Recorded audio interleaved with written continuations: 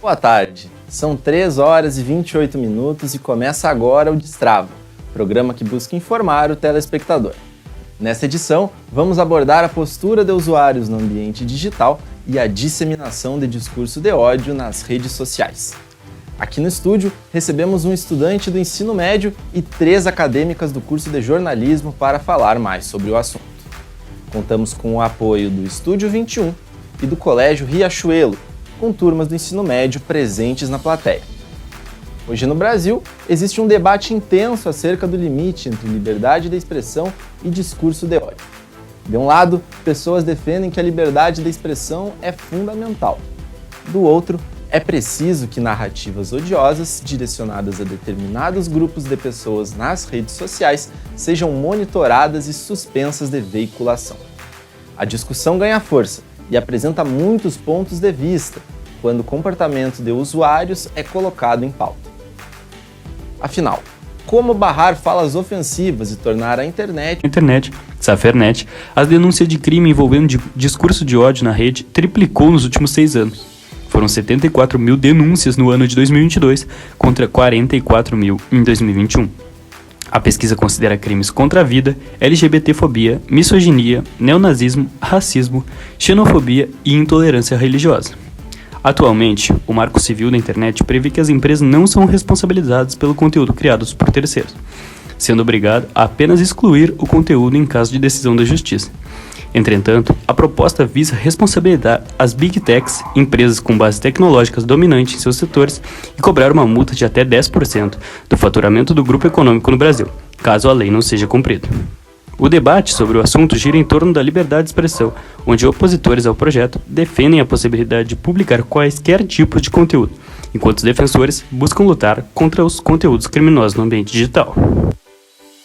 Obrigado pelas informações, Lucacena. Para falarmos mais sobre o assunto, contamos com a presença do aluno Francisco Dalmolin, do 1º ano do ensino médio do Colégio Riachuelo de Santa Maria. Boa tarde, Francisco. As estudantes de jornalismo da Universidade Federal de Santa Maria, Adriana Osuna, Clarice Amaral e Thaís Ing. Bem-vindas. Como visto agora há pouco, está em tramitação no Congresso a PL das Fake News, que pretende regulamentar o uso das redes sociais no Brasil. Um dos objetivos dessa proposta é diminuir a propagação de discursos de ódio e interações online sociais. O quão eficaz vocês acreditam que projetos de lei como esse são em prevenir discursos de ódio na internet? Thaís. Boa tarde, Antônio. Boa tarde a todo mundo que está nos acompanhando. Eu acho que é de extrema importância que esse assunto comece a ser discutido nas instâncias que realmente podem regulamentar e fazer a diferença. É claro que talvez não seja suficiente, né? A gente tem enfrentado um cenário de aumento de discurso de ódio, de crimes cibernéticos, principalmente nos últimos 2, 3 anos. É um cenário muito recorrente, né? Especialmente nas redes sociais. Talvez não seja suficiente, né? Mas eu acho que é um primeiro passo importante para que esse assunto possa chegar em instâncias que realmente criminalizem esse tipo de prática, né? Porque xenofobia, racismo, enfim, todos esses tipos de discriminação hoje têm, né, penalidades cabíveis, e é preciso que isso chegue às redes sociais, né? É preciso que essa discussão se amplie também para o online, já que no offline a gente vê uma crescente, né, no número de criminalização desses casos. Bom, eu acho que é importante a gente ressaltar que tudo numa democracia existe uma regulamentação. Então não devia ser diferente com a internet, né? Esse ambiente que faz tão parte da nossa vida, não ter nada e ser, para muitas pessoas, uma terra sem lei.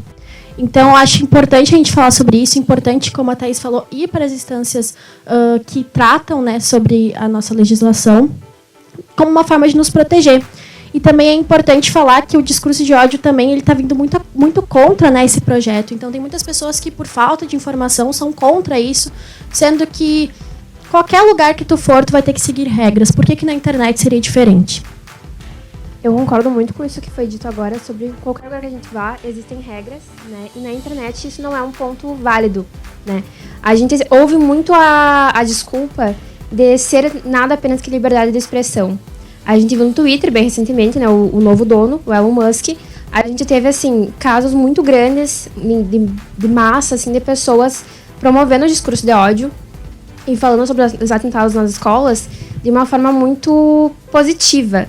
E ele não se propôs a barrar esse discurso, a bloquear essas contas, porque ele falou que isso era só liberdade de expressão. Só que eu acho que aí entra o ponto de onde é a liberdade de expressão se está invadindo a dignidade de outra pessoa. E eu acho que, então, a PL agora ela vem de uma forma muito importante, só que eu sinto também que ela tem sido meio abafada e restrita a alguns canais de comunicação e, tipo, disseminada só em algumas bolhas. Tanto é que eu estava conversando com alguns amigos e muitas pessoas não sabem sobre esse projeto ou o que é esse projeto. E eu acho que isso é uma coisa que tem que ser muito mais falado do que está sendo. Bem, então, eu acho que realmente esse quesito do discurso de ódio é algo que deve ser combatido nas redes sociais, em ambientes como Twitter, entre outros. Principalmente nesse caso dos massacres nos colégios, porque no meu próprio colégio teve várias pessoas que ficaram assustadas, entre outras coisas assim, nesses casos de discurso de ódio. E isso sim deveria ser combatido realmente. Bom, nossa conversa está muito boa, mas vamos para um breve intervalo. Não saia daí, o Destrava volta já.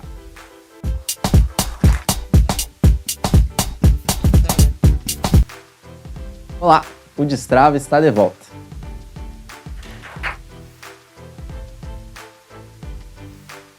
Estamos falando sobre o discurso de ódio na internet com o aluno Francisco Dalmolin, do primeiro ano do ensino médio do colégio. Mas também trabalham com mecanismos de equipes de moderação e inteligência artificial para filtragem de conteúdos. Qual a efetividade desses processos na prática, Clarice? Bom, eu acho que a gente pode usar como exemplo desses processos o Facebook, que é muito rápido, né? Como eles encontram algum comentário ofensivo, eles já deixam a pessoa sem acesso. O problema é que às vezes o comentário é ofensivo, mas a pessoa só fica uma semana sem acesso. E quanto isso é efetivo em mudar esse comportamento não se repetir. Porque eu acho que é uma punição durante um tempo. Tem aquela uma semana que eu vou ficar longe do Facebook, mas daqui uma semana eu vou entrar de novo. Então eu posso comentar de novo. Ou às vezes eu crio outros mecanismos onde uma inteligência artificial, por exemplo, não vai conseguir interpretar, né, por exemplo, um comentário racista. A pessoa também não vai ter direto aquele acesso sem ela querer, né, sem ela escolher. Eu concordo com o que foi dito, inclusive isso das inteligências artificiais. Eu acho que é um ponto que precisa ser bem discutido, porque elas estão ficando mais populares agora, mas já é uma ferramenta que foi empregada no passado.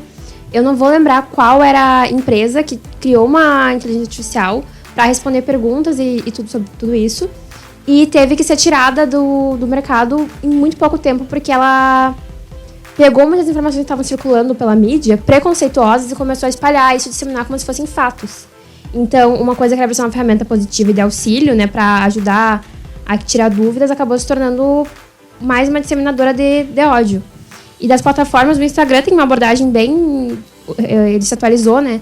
Então eu acho que ele tem uma abordagem bem positiva recentemente, com essa questão de não mostrar os vídeos imediatamente. Mas a gente tem outras como o TikTok, por exemplo. O TikTok tem todo tipo de conteúdo mais absurdo lá dentro. E a regulamentação dele é bem baixa. A gente teve recentemente o caso daquelas duas TikTokers, que acho que são mãe e filha, que foram barradas, mas só porque elas foram processadas na justiça com, sei lá, uns 3 processos que estão correndo agora. Porque antes disso, elas tinham uma conta com, sei lá, mais de 6 milhões de seguidores, onde elas faziam muitos daquelas pegadinhas antigas, de chegar para moradores de rua e fazer umas perguntas, assim, absurdas, em troca de sei lá, tipo, R$5, uma coisa assim. E disseminar muito racismo também nesses vídeos. E esses vídeos não caíram, esses vídeos não foram deletados até elas serem processadas na justiça e a conta ser congelada. Mas até aquele momento ali não existia nada para proibir aquilo. Então, acho que esse é um problema importante. As plataformas, algumas estão se atualizando e mudando, mas outras não. Outras ainda estão muito atrasadas nessa questão. Francisco? Bem, nesse quesito desse caso que ela comentou, eu não estava muito ligado. Porém, existem diversos outros casos de grupos dentro da internet que podem apresentar um perigo de muitas pessoas com pensamentos preconceituosos, racistas, assim, principalmente no Twitter, que acabam criando algumas subcomunidades que podem muitas vezes espalhar coisas que fazem a cabeça de pessoas mais novas, como pensamentos nazistas ou racistas ou outras coisas assim, e muitas vezes existe uma comunidade em específica no Twitter que o nome é KleptoTWT, que ela incentiva furto como se fosse um esporte, uma coisa assim. Isso é uma coisa extremamente perigosa para nossas crianças ou outras pessoas assim, do tipo. Thaís?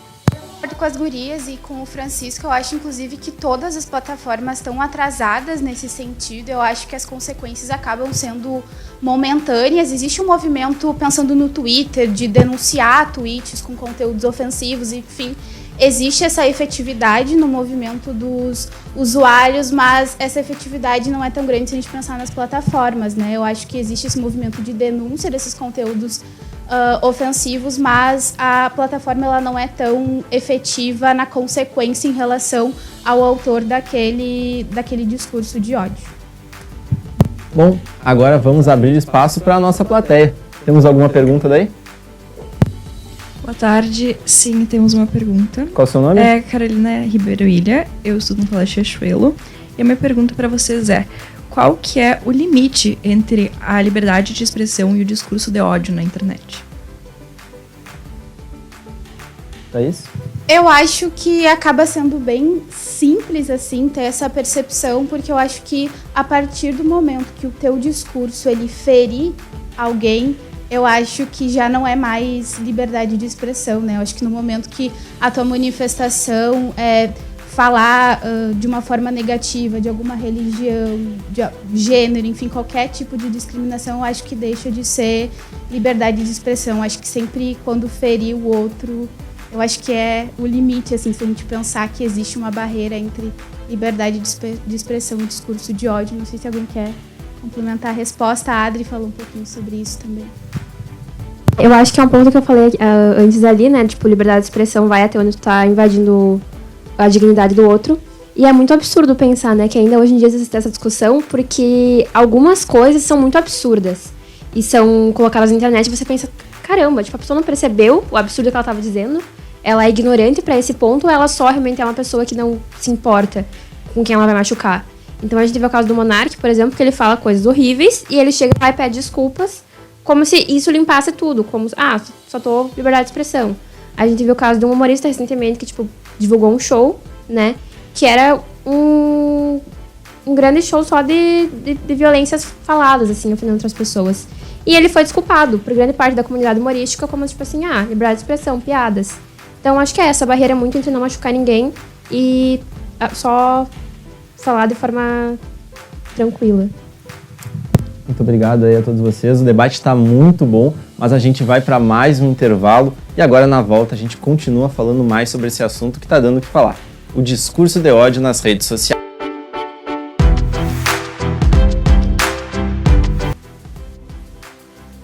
Boa tarde, o Destrava está de volta.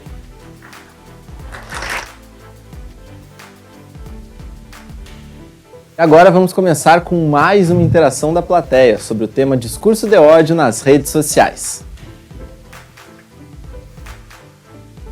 Seu nome? Maria Clara, boa tarde.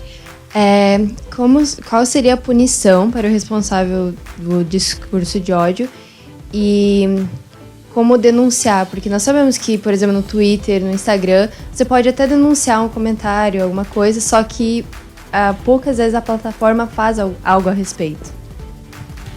Clarice? Bom, a primeira coisa que eu faria era denunciar na plataforma. Só que, às vezes, como você falou, às vezes não é efetivo, né? Eu acho que muitas vezes a gente percebe os comentários errados por uma manifestação em geral do pessoal que usa aquela plataforma. Então, por exemplo, no Twitter, várias pessoas falam sobre aquele assunto e acaba ganhando um espaço, né? Eu acho que dependendo do que é falado, às vezes até a gente vai para uma instância jurídica, só que o grande problema, e aí que entra a importância da regulamentação, é que vários discursos eles ficam numa zona cinza. Será que se cometeu um crime? Será que se cometeu danos morais? Aí fica nessa zona cinza e a gente não tem muita solução e muito o que fazer, né? Nesse caso de como podemos punir essas pessoas, eu acho que isso deveria partir de ou uma multa ou algum tempo na prisão mesmo. E uma forma de nós podermos denunciar, eu acho que isso varia muito de uma comoção do povo e, de fato, gerar uma revolta contra essas coisas. O termo cidadania digital é usado para definir a prática responsável e consciente dos deveres e direitos dos usuários no ambiente virtual. Os princípios não são muito diferentes dos presentes no mundo real. Na internet, a cidadania digital propõe o respeito à privacidade e à propriedade virtual das pessoas. Como as instituições de ensino em geral podem adotar e disseminar a cidadania digital, Adriana? Eu acho que isso é meio... Como é que eu vou explicar meu pensamento? Eu acho que isso tem que ser começado a ser explicado na escola já, com a educação midiática. Porque eu lembro que Adriana, eu tinha 14 anos quando eu ganhei um celular com acesso à internet. E eu lembro que eu ainda não tinha muita noção de tudo que estava, todas aquelas redes sociais, e o que eu podia entrar e navegar com tranquilidade ou não. E eu acho que essas instituições, isso precisa começar na escola, essas explicações, né? Sobre o que são todas as instituições digitais, como elas funcionam, todo esse mecanismo por trás, que a gente ganha um celular e a gente entra sem noção. Mesmo pessoas mais velhas, a minha mãe ganhou um celular recentemente, tem um celular com acesso à internet e tudo. E às vezes eu ainda recebo muitas mensagens da minha mãe com algumas coisas muito absurdas que ela acha que são verdade. E eu tenho que explicar que não são.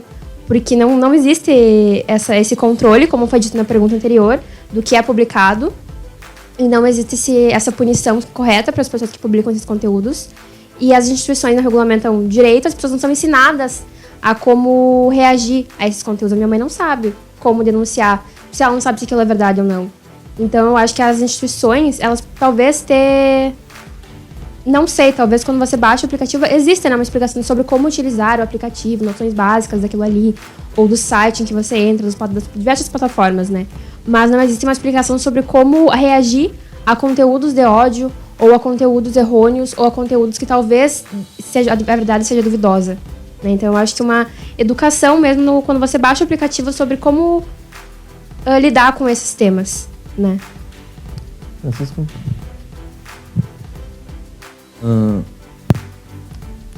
Bom, a pergunta que a gente tinha feito era sobre a cidadania digital nas escolas, como ela pode ser tratada nas escolas.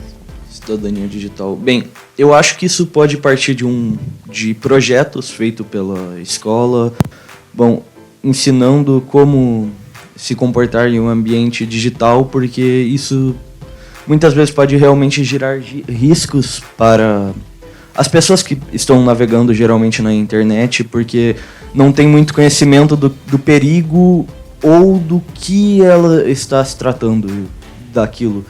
Então é bom que tenha, pelo menos, eu concordo com esse ponto das escolas, de alguma coisa ver, algum projeto, alguma coisa assim. Thaís? A questão da escola, eu acho que é sempre unanimidade, qualquer assunto que a gente fala sobre conscientização, começar desde a escola básica, enfim, falando sobre diversos assuntos como esse. E acredito que também o ensino superior tem um grande papel nisso, porque nós, enquanto instituição de ensino superior, somos formadores de profissionais que futuramente vão trabalhar nessas plataformas, que vão trabalhar talvez na área do direito, para pensar justamente essa temática, transformar, enfim, essas áreas que têm um impacto direto em relação à temática. O próprio ambiente como esse, né, serve para debater o assunto, para que ele chegue em um número maior de pessoas, e eu acho que esse tem que ser o caminho, né? Começar, sim, na escola, mas que esse debate, essa discussão sempre esteja presente em todos os níveis, né? Preciso que essa discussão chegue onde os usuários estão, e eu acho que ter esse debate presente, por exemplo, no ensino superior, que forma profissionais, também é muito importante, né? Para que a gente possa, enfim, estudar formas de chegar nesse usuário que, como a Adri falou, começou a consumir redes sociais aos 50, 60 anos. Então, é preciso que essa saída ela seja coletiva, né, e pensada por diferentes áreas. Então, acho que o ensino superior também tem esse papel de contribuir, né, para esse cenário, para que essa discussão ela venha mais à tona. Clarice?